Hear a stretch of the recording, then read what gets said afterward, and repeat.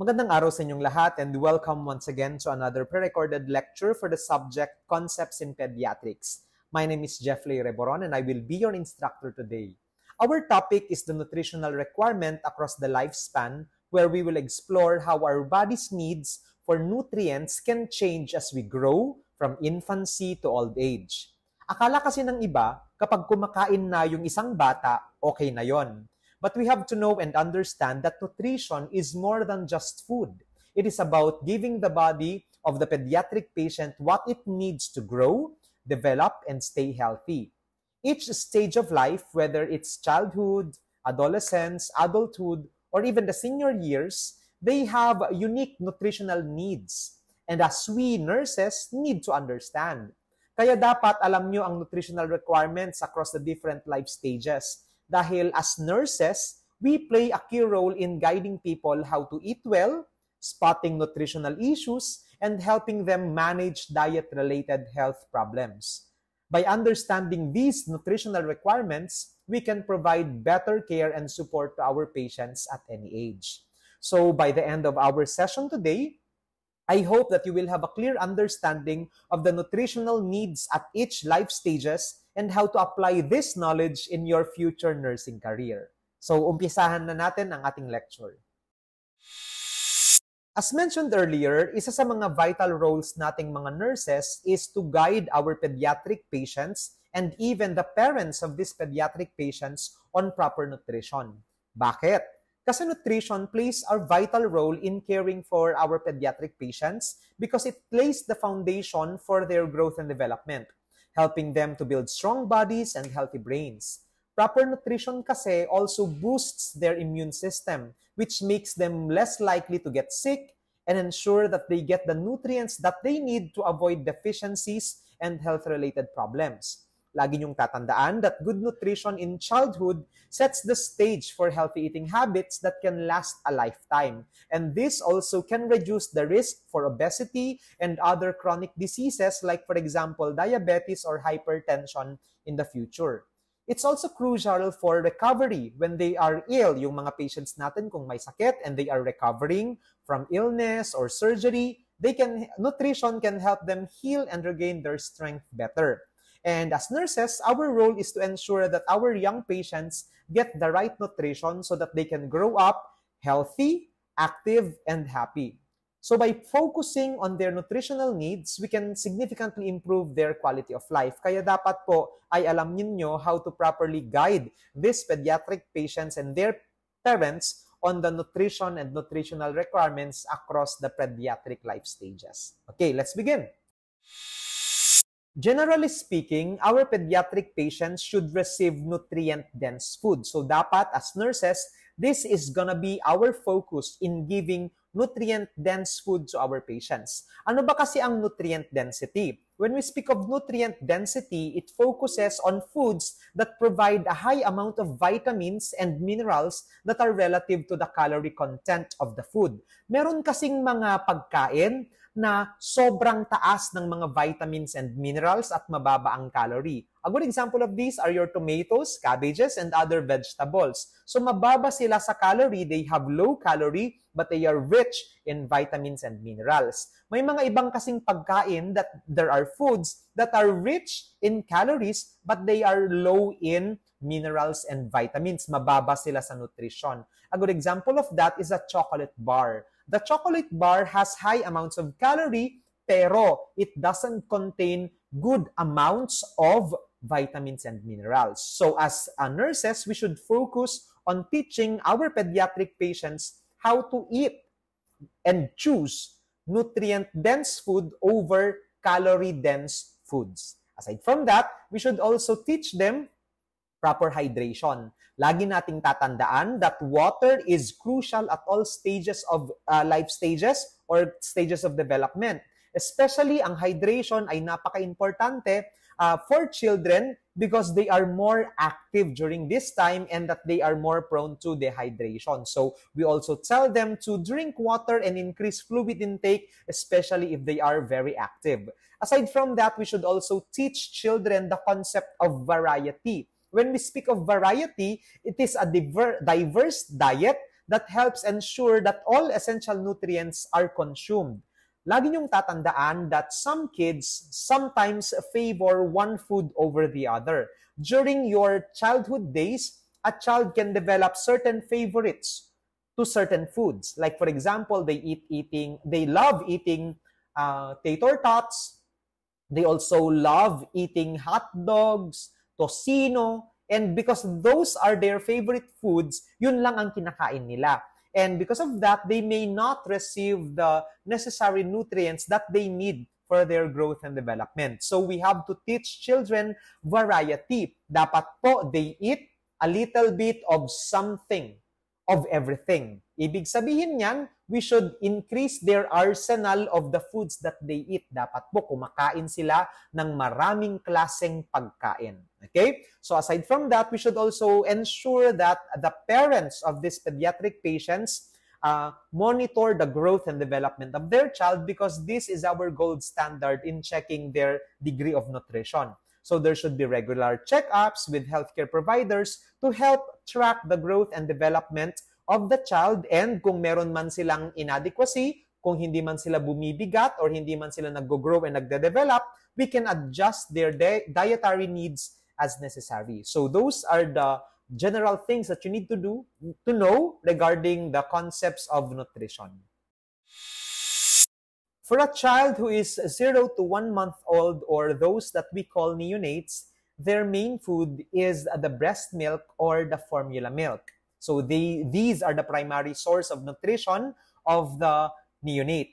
The breast milk provides the perfect balance of nutrients and antibodies. So hindi lang po ito for sustenance. This breast milk is not just for sustenance, it also provides a protection to these kids, to these neonates, to prevent infection during their early childhood years. You have to remember that the breast milk contains antibodies from the colostrum that the kids take or get from their mothers. Kaya po, we prefer breast milk over formula milk or bottled milk. Now, if breastfeeding is not possible, we can also give them iron-fortified formula milk so that they will not also have anemia. Now, when we speak of calories, newborns need about 100 to 120 kilocalories per kilogram per day to support their rapid growth and development. Sir, why is it so little? Bakit po ang konti ng amount ng calorie ng kailangan nila? Because generally, the kid is not yet active during the neonatal period. So the child will not need high amounts of calorie during this time because the child will be sleeping, and the child will just be sucking the breast and then sleep again. So there is no need for an increased amount of calorie requirement during this neonatal period. Now, as mentioned earlier, meron tayong term na colostrum. When we speak of colostrum, this is the first milk that is produced by the mother, and it is rich in antibodies and also nutrients. So this will also protect the child from the harmful microorganisms that are found in the environment. So the colostrum, because this is rich in antibodies, will help prevent infection in the newborn baby. Now, the breast milk will also provide hydration to the baby. So infants, they will need adequate fluids, or neonates, they need adequate fluids. Usually, it is already provided through breast milk or formula milk.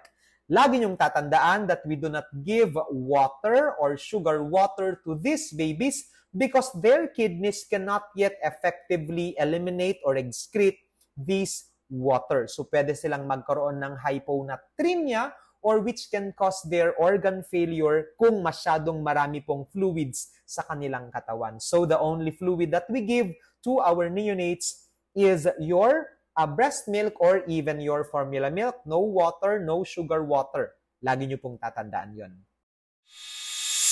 As to the macronutrient requirements, yung protein ng mga neonates, it essentially comes from the breast milk din. So the proteins are essential for the growth and development of the kid because these are the building blocks of your muscles and tissues. So they approximately need to get 1.5 gram per kilogram per day during the neonatal period, and they get their protein from the breast milk. The protein that they get from the breast milk is called lactalbumin. Okay? So fats are also necessary for the growth and development of the child because fats are crucial for brain development and also used as a form of energy. Now, about 50% of the calorie intake of these neonates come from fats. So ibig sabihin, the breast milk that they drink already contains these fats that are necessary for their brain development. So ibig sabihin, hindi na po kailangan ng exogenous sources or mga ibang supplementations from food yung breast milk kasi the breast milk is already enough for the baby and that they already get adequate amounts of fats from the breast milk alone. Now, when it comes to carbohydrates, kailangan ba ng bata yan? Yes, because carbohydrates is needed for energy production. So, the main carbohydrate source of the baby is what we call lactose, and this lactose is found in the breast milk or the formula milk. And they get about 40 to 50% of their total calories from carbohydrates. So again, if the baby is breastfeeding, that is already enough source of carbohydrates because the breast milk is best formulated for the baby. Okay? So kompleto na po yung kailangan ng bata na pagkain or nutrition sa breast milk.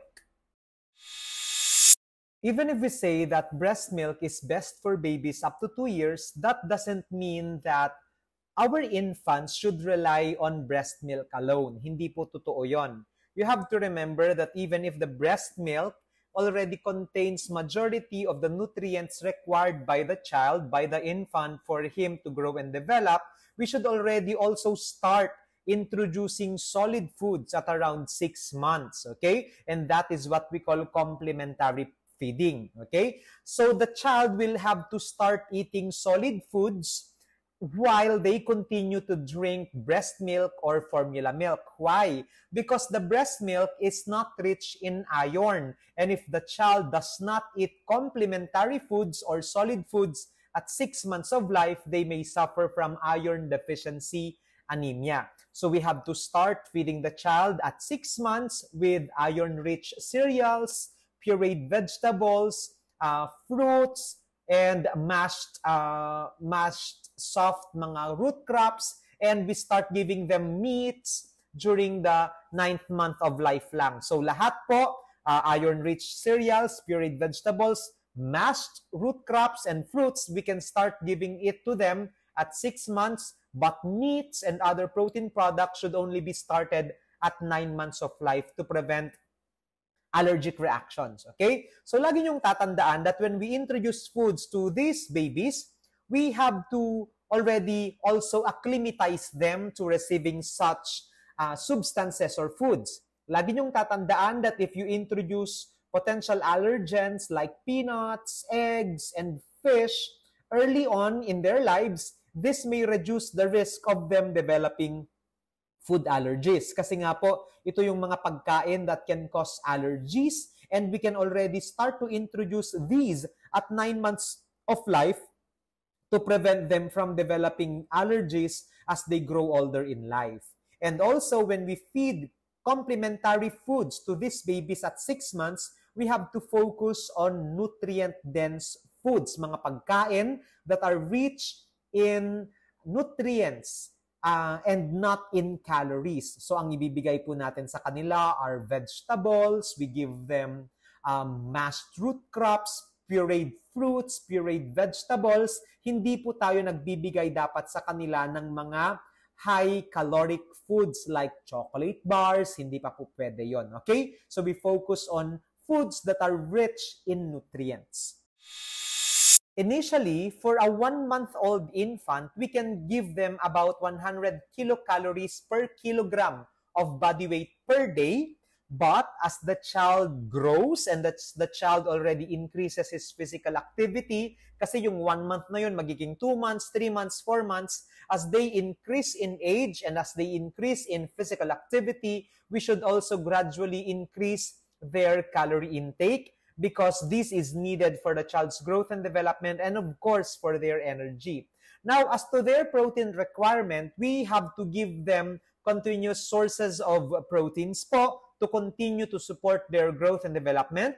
with approximately 1.2 grams per kilogram per day po, and that is the amount of protein that they should receive. So 1.2 grams of protein per kilogram of the baby per day is the amount of proteins that they will receive. And hindi lang po, it is not just meats that are good sources of protein. Always remember, the breast milk and the formula milk is rich in protein. Aside from that, we also have other plant products that are rich in proteins, like for example, your seeds, your legumes, your nuts. Those are also rich in protein that we can give these infants. Okay? But older infants po ang bibigyan natin ng mga nuts and other sources of protein, like meats. Okay? So next, fats. Again, this is essential for the development of the brain of the baby, and they should make up 30 to 40% of the daily calories of the baby. They get the fats from the breast milk that they eat, and along with other products that we give the infants, like for example, cheese are also rich in fats, and even animal products like meats, poultry, pork, na binibigay natin at 9 months of life. So these are essential sources of fats. Even avocado is a good source of fat. Okay? So yun yung pinapakain natin sa mga infants. Aside from that, it is important that we increase the iron intake of these infants because it is prone for them to develop iron deficiency anemia, and this occurs usually at the 9th to the 10th month of life. So iron should be given to these babies, and it is important for preventing iron deficiency anemia. That is the reason why we start complementary feeding or feeding solid foods to the child at around 6 months of life. So yun po yung gagawin natin for infants. When it comes to feeding a toddler, you have to remember that toddlers who are 1 to 3 years old tend to be very picky, and then they also tend to favor one kind of food over the other. So they may develop favorites like their hot dogs, they only want to eat eggs or tater tots. So you have to make sure that you encourage the toddler to eat a variety of foods, including fruits, vegetables, whole grains, and proteins. Now, during toddlerhood, they are also very active and they like playing. So what do? We also have to remember that we can give them smaller portions of food. Maliit lang po yung serving na ibibigay natin sa kanila, but these small portions of food should be high in variety, and that they should also be nutrient dense to support the growth of the child.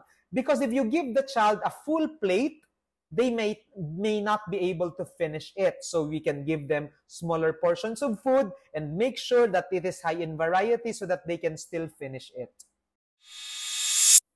When you feed the toddler, you have to make sure that they receive approximately 1,000 to 1,400 of calories per day depending on their activity level. So it depends po on the kind of activities that the child does, and we should adjust the amount of calories that we give them. Aside from that, their protein intake should be at least 1.1 gram of protein per kilogram of their body weight per day to support their growth and development. You have to remember that during the toddlerhood period, they already are engrossed with so much motor activities. They love playing outside, they like running, and that we need to give them protein to ensure that their muscles, that their tissues also develop as they grow older and as they improve their movements of their body. Aside from that, we should continue giving them fats or foods that are rich in fats because this is important for the brain development of the child and along with other soft tissues of the body. So about 30 to 40% of the total calories of the child should come from fats, and we should focus on giving them healthy versions of fats like, for example, fish and avocados, and even butter are also good sources of fats. Aside from that, during the toddlerhood period, these kids do not like drinking milk anymore because they are accustomed to eating table food or finger foods. Now, we have to make sure that even if they do not like to drink milk, we have to make sure that they receive adequate amount of calcium for the formation of their bones and joints. So this is important. So we make sure that we give them 700 milligrams of calcium per day. Sir, the problem is the baby doesn't want to drink milk anymore. We can give them other sources of calcium, like for example, green leafy vegetables are good sources of calcium. Ano pa po? Dairy products like yogurt, like cheese are also rich in calcium. Ano pa po? Good example of that are seafoods with exoskeletons that you can chew or eat. Like for example, sardines. Diba you eat the bones of the sardines, so that is also rich in calcium. If the child wants to eat crabs or shrimps na chinuchew niya or dilis, dried fish na maliliit, you can give it to them because these are also good sources of calcium. And along with that, iron is also still very important for the child. So we have to give them at least 7 milligrams of iron per day to prevent iron deficiency anemia.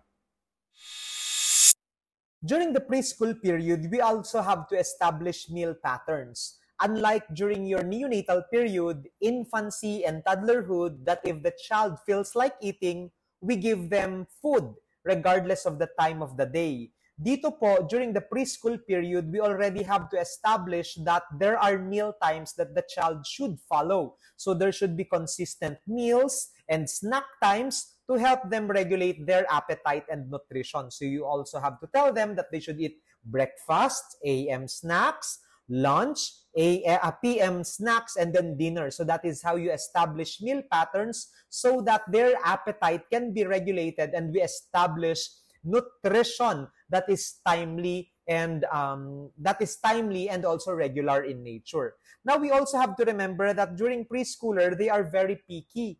Okay? If you let them try new kinds of food or new dishes, they might say, no, I don't like that. They will stick to what they are used to. Now, you have to encourage the preschoolers to try eating new foods so that we can establish healthy eating patterns. If you try to give them broccoli, they will say, oh, I don't like that. I don't like the taste. That is because they are not accustomed to the flavors of the food that you are giving them. So tell them to not judge the food before eating it. So they have to at least taste it for a couple of times before they are able to tolerate the flavor of the food that they are eating.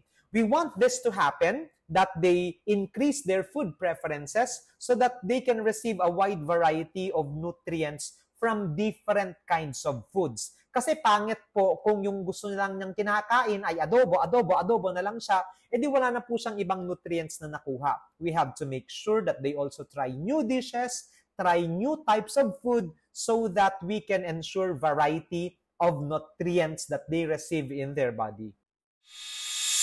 When preparing the meal of the preschool child who is 3 to 5 years old, we have to make sure that they are eating the right amount of calories so that they will not develop calorie deficiency or what we call marasmus.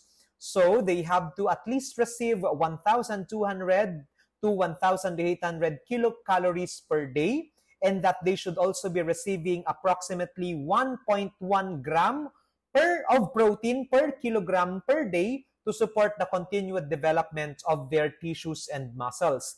So aside from that, we should also make sure that they receive amounts of fat that make up 30 to 35% of their total calorie intake of fats, and we have to focus on unsaturated fats. Now, what are unsaturated fats? When we speak of unsaturated fats, they are fats that are found in various foods that are generally considered beneficial for our health, heart health specifically. Now, unlike saturated fats, our unsaturated fats are liquid at room temperature.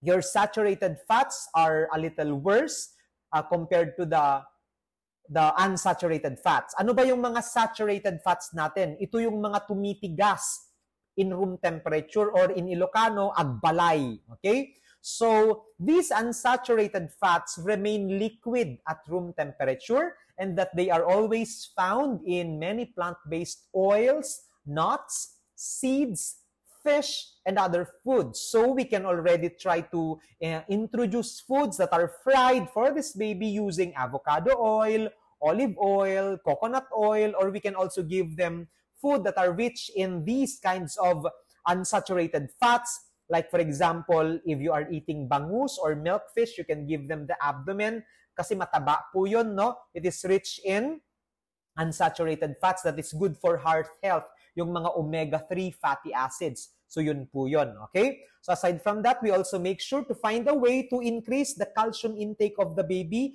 to approximately 1,000 milligram of calcium per day to support their growing bones and joints. And how do we do that? We make sure that they eat dairy products, mga cheeses natin, milk, or we can also give them green leafy vegetables, which are also good sources of calcium, along with animal products na you can chew the bones or the exoskeletons of the small seafoods na kinakain po ng bata. Aside from that, we can also already start giving them foods that are rich in iron as well. Approximately, they should receive 10 milligrams of iron per day to prevent iron deficiency anemia. And we can give them green leafy vegetables, liver, kung gusto na nung batang kumain ng liver, nuts, legumes, and even red meats. These are all rich sources of iron. As to the nutrition of the schooler or those kids who are 6 to 12 years old, you have to make sure that they are given enough amounts of calories to make up for the growth spurt that they may experience. When we speak of the growth spurt, this is the sudden increase in the body size and weight and length of the baby. So we have to make sure that the nutritional needs of these children, these schoolers, are increased during this period of growth spurt or rapid growth and development. Aside from that, we also ensure that they eat a balanced diet. And when we speak of a balanced diet, we have to encourage a variety of foods to meet nutrient requirements and support overall health.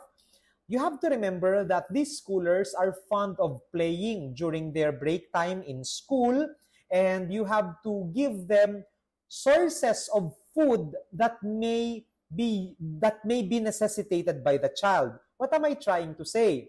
Since the child will be needing energy, we have to give them go foods or carbohydrate-rich foods. Since the child is still growing and developing because of their growth spurt, we also have to give them protein-rich food. And since this child needs also to be bright in school, their eyes are still developing, and other parts of their body also need support, you also have to give them glow foods that are rich in vitamins and minerals that come from the fruits and vegetables. So dapat po, the child should have at least a little of everything. Carbohydrates, proteins, and minerals and vitamins, they should be received by the child. Go, grow, and glow are part of your balanced diet, and they should all be part of the diet of the schooler. When preparing a meal for a school-age child, we have to make sure that they receive the right amount of calorie that they need so that the child can sustain the energy requirement for playing or going to school. So they have to at least receive 1,400 to 2,400 kilocalories per day.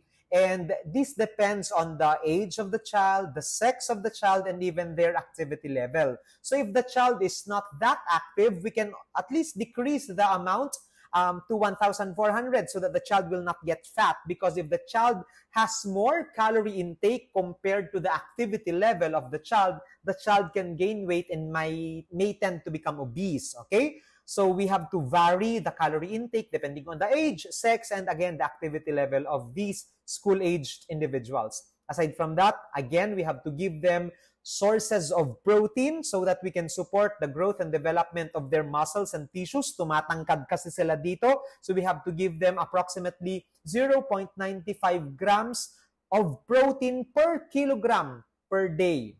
And when it comes to fats, again, we focus on unsaturated fats, yung mga vegetable oils natin, legumes, nuts, and animal fats. We can give this to these children, and they should at least receive 25 to 35% of their daily calorie from fats. Now, sometimes they demonize or vilify fats. Sinasabi nila that fats is bad for the health, but it is actually wrong.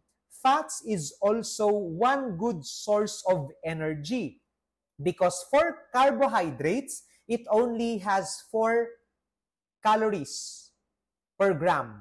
But when it comes to fats, it has 9 calories per gram. So ibig sabihin, fats can be good sources of energy as well. Aside from the fact that it improves the brain functioning and the brain development of the child, it will also give them energy that they can use to play, to do schoolwork, and other things like that.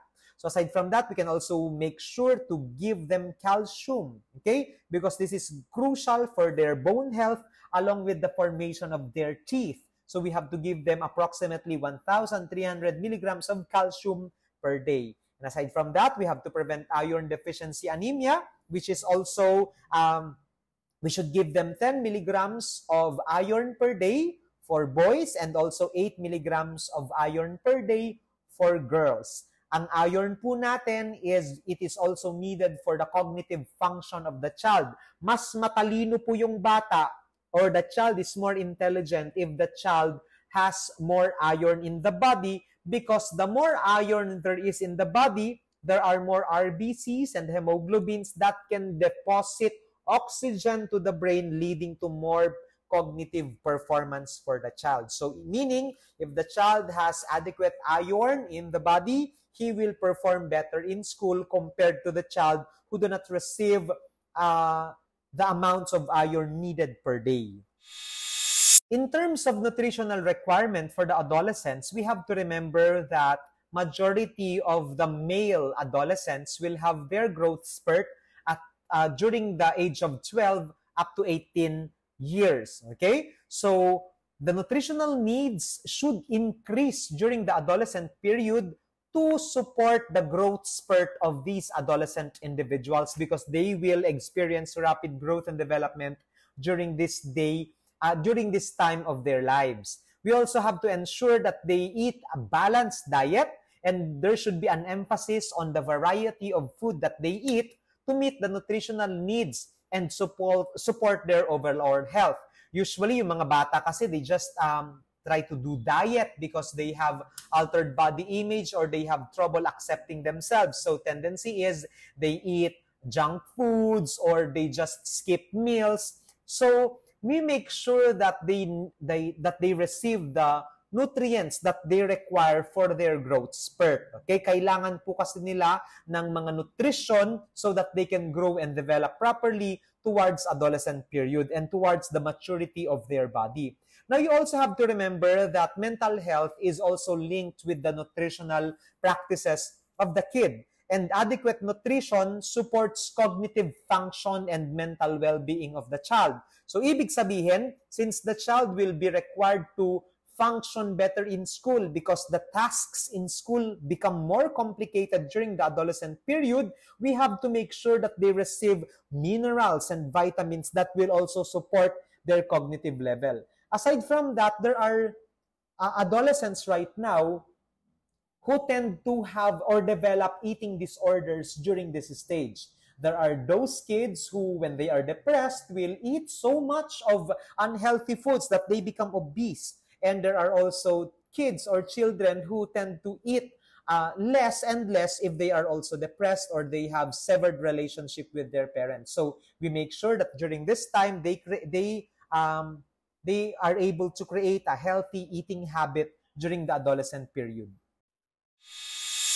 When it comes to the food intake of these adolescents, we should make sure that they receive approximately 1,800 to 3,200 kilocalories per day, depending on their sex, their age, and activity level. So boys or males will require more calories compared to girls because they are prone to doing more strenuous activities, and especially if the child is doing sports or very athletic, they should increase their calorie intake to closer to 3,200 kilocalories per day so that they are able to support the needs of their body, especially the requirements of their strenuous activities.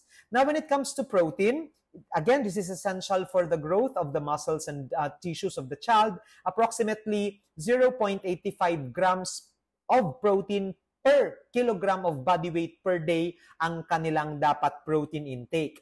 Now, when it comes to fats, they should make up at least 25 to 35% of their daily calorie, and they should focus on healthy fats. So as you can see, the percentage of the fat intake becomes lower during the adolescent period because we have to make sure that during the adolescent period, they eat a variety of food, and that we should also increase the fiber in the diet of these individuals. Now, when it comes to calcium, again, this is vital for the growth and development of the bones and the teeth of these adolescents. So they have to approximately receive 1,300 milligrams of calcium per day. Now, when it comes to iron, they should be increased, especially for menstruating women, because women will be losing their a portion of their blood every month when they start menstruating or when menarche has already started. So we have to increase the amounts of iron in the body so that the body can reproduce more RBCs through the process of hematopoietin. So, ilan po yung iron na kailangan ng katawan nila? It's approximately 11 to 15 milligrams of iron per day. So, those are the nutritional requirements of the adolescent po growing up. And that concludes our very quick video lecture for the topic, nutritional requirements across lifespan. I hope that you enjoyed our lesson for today. God bless everyone. Keep safe and enjoy the rest of the day.